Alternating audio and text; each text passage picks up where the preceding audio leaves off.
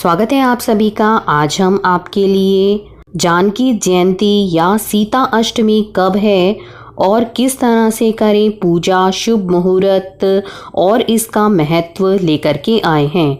किस तरह से पूजा करने से मन चाहे वर की प्राप्ति होगी एवं पति को मिलती है लंबी आयु। तो जानते हैं सीता अष्टमी या जानकी जयंती 2021 में कब है। हर साल फागुन मास के कृष्ण पक्ष की अष्टमी तिथि को सीता अष्टमी मनाई जाती है। इस साल सीता अष्टमी तिथि 6 मार्च 2021 को पड़ रही है। पौराणिक कथाओं के अनुसार फागुन मास के कृष्ण पक्ष की अष्टमी तिथि को सीता जी प्रकट हुई थी। इसी खुशी में हर साल इस तिथि को सीता जयंती या जानकी जयंती मनाई जाती है। सुहागिनों के लिए यह दिन बहुत खास होता है। वे इस दिन अपने पति की लंबी आयु के लिए व्रत रखती हैं। ऐसी मान्यता है कि सीता अष्टमी का व्रत रखने से वैवाहिक जीवन सुखमय होता है। जीवन में आने वाली परेशानियां दूर हो जाती हैं। यही नहीं, अविवाहित लड़कियों को मनचाहे वर की प्राप्ति होती है। सीता जयंती का क्या महत्व है।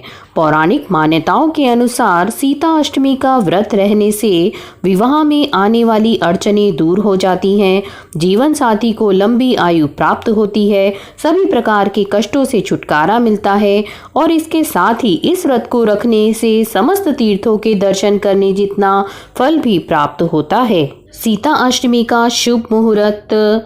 इस बार कृष्ण पक्ष की अष्टमी तिथि का प्रारंभ 5 मार्च को शाम 7:54 पर हो रहा है।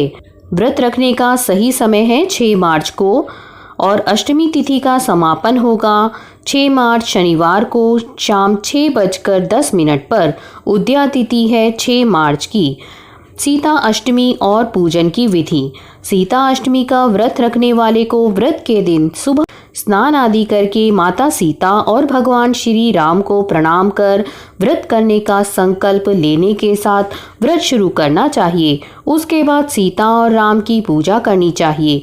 माता सीता और भगवान श्री राम की पूजा का प्रारंभ करने से पहले व्रती गणपति भगवान और माता अंबिका की पूजा करें। माता सीता और भगवान राम की पूजा करते समय पीले फूल, वस्त्र और 16 श्रृंगार का सामान माता सीता को चढ़ाएं। भोग में पीली चीज़ों को अर्पित करें। उसके बाद माता सीता की आरती करें। दूध गुड़ से बने व्यंजन का दान करें। शाम को पूजा करके इसी व्यंजन को ग्रहण कर व्रती अपना व्रत खोलें। जानकी जयंती की व्रत कथा। पौराणिक कथा के अनुसार मारवाड़ के क्षेत्र में एक वेदवादी देवव्रत नाम के ब्राह्मण रहते थे। उनकी शोभना नाम की रूपवती पत्नी थी। ब्राह्मण देवता जीविका के लिए अपने गांव से अन्य किसी गांव में भिक्षा के लिए गए हुए थे। वहीं ब्राह्मणी कुसंगत में फंसकर गलत रास्तों पर चल दी थी। पूरे गांव में उसे लेकर निंदा होने लगी थी। इस कारण से उस दुष्ट ने पूरा गांव जलवा दिया था। उस दुष्ट की मृत्यु के बाद अगला जन्म उसका चंडाल के घर में हुआ। पति का त्याग करने के कारण वो चंडालनी बनी। ग्राम जलाने के अपराध में उसे कुष्ठ हो गया और गलत कामों के कारण वो अंधी हो गई। अपने कर्मों को भोगती हुई वो एक स्थान से दूसरे स्थान भटकने लगी।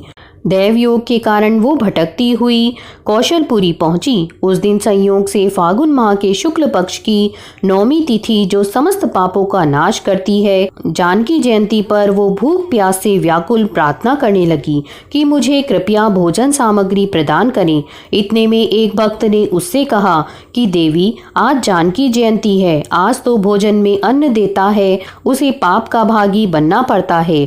कल पारणा करने के समय आना, भगवान का प्रसाद प्राप्त कर सकोगी। उसके जिद करने पर भक्त ने उसे तुलसी और जल दे दिया, लेकिन वो पाप भोगिनी भूख से मर गई। इन सब में उससे अनजाने में जानकी जयंती का व्रत पूरा हो गया। पापिन को मृत्यु के बाद स्वर्ग की प्राप्ति हुई और निर्मल होकर उसका पुनः जन्म हुआ। महाराजा जय सिंह की महारानी कामकला के नाम से विख्यात हुई।